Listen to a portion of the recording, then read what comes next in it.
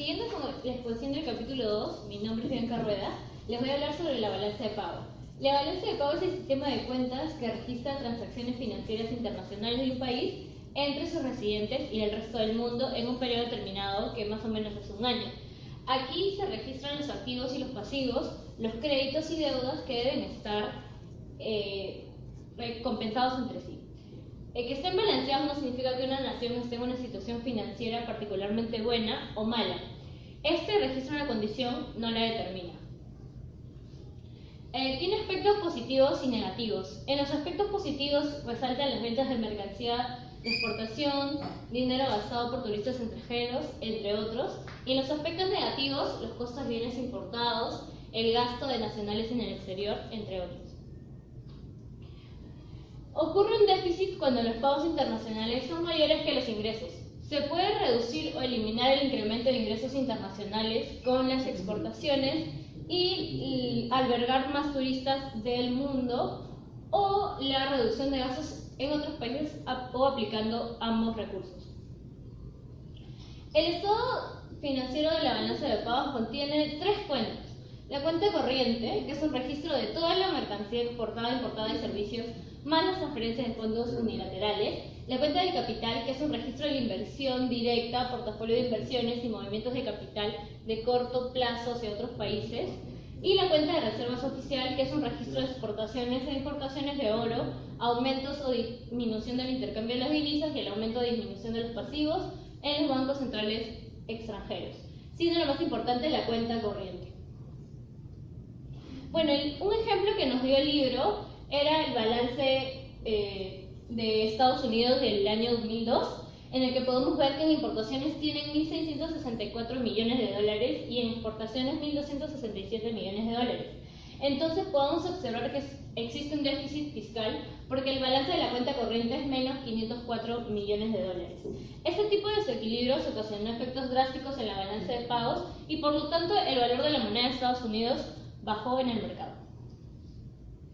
Ahora voy a hablar del proteccionismo.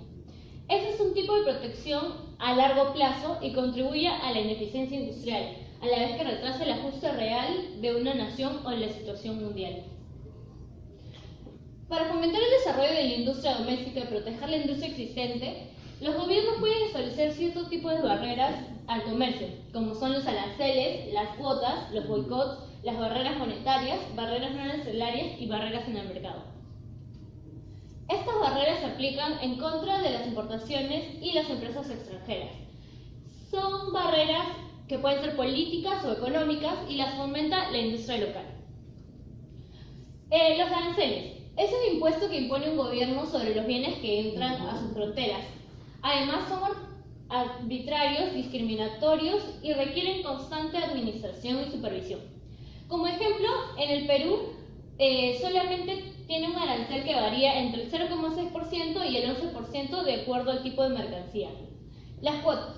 Es una unidad específica o límite de dinero aplicado a un tipo particular de bien. Imponen una restricción absoluta en la cantidad de un artículo específico que puede ser importado. Las restricciones voluntarias de exportación. Son un acuerdo entre el país que importa y el país exportador sobre una restricción en el volumen de las exportaciones. Se dice que es voluntaria, pero generalmente se aceptan porque que les apliquen una cuota o un arancel puede ser algo más perjudicial para ellos.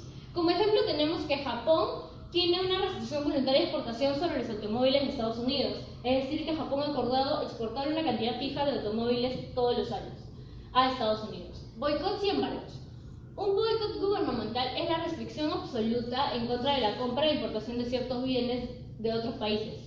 Un embargo es el rechazo a vender a un país específico y el boicot público puede ser formal o informal y puede ser inducida por el gobierno o por alguna industria. Como ejemplo, Estados Unidos utiliza boicots y embargos en contra de países con los cuales tienen un conflicto, como son Cuba, Irán e Irak. También tenemos las barreras monetarias y entre las más importantes tenemos el bloqueo de divisas, que se utiliza como un arma política, las tasas cambiarias diferenciales, que es un método muy ingenioso para controlar las importaciones, y la aprobación del gobierno para resguardar las divisas extranjeras, que se utiliza a menudo en países que pasan una escasez grave de divisas extranjeras. Además, también están los estándares. En Estados Unidos y otros países requieren que algunos productos, como automóviles en particular, contengan un porcentaje de contenido local para la admisión en sus mercados, más o menos un 62%. Y por último, las multas de antidumping, que es un método para cerrar el paso a los bienes foráneos en un mercado. Estas leyes fueron diseñadas para evitar que los productores foráneos utilicen precios por debajo del mercado.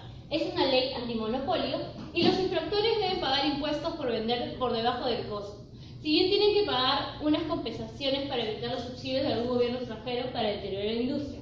Y como ejemplo, el Perú tuvo vigente unas 8 medidas antidumping, mientras que en Colombia se utilizaron 19, en Argentina 85 y en Brasil 155.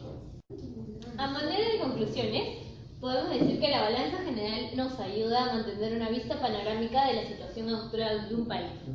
Que se encuentre balanceado no significa que el país tenga un buen o mal momento, simplemente es un diagnóstico. Este ayuda a ver el punto de quiebre de las transacciones internacionales y las operaciones dentro de un país. Además, el proteccionismo puede tener un impacto positivo dentro del mismo país, pero para los países que quieren entrar sería perjudicial, lo que a la larga no generaría beneficio para ninguno de los dos países, ya que como vimos en la balanza de pagos, mucho depende de las importaciones tanto como de las exportaciones. Gracias.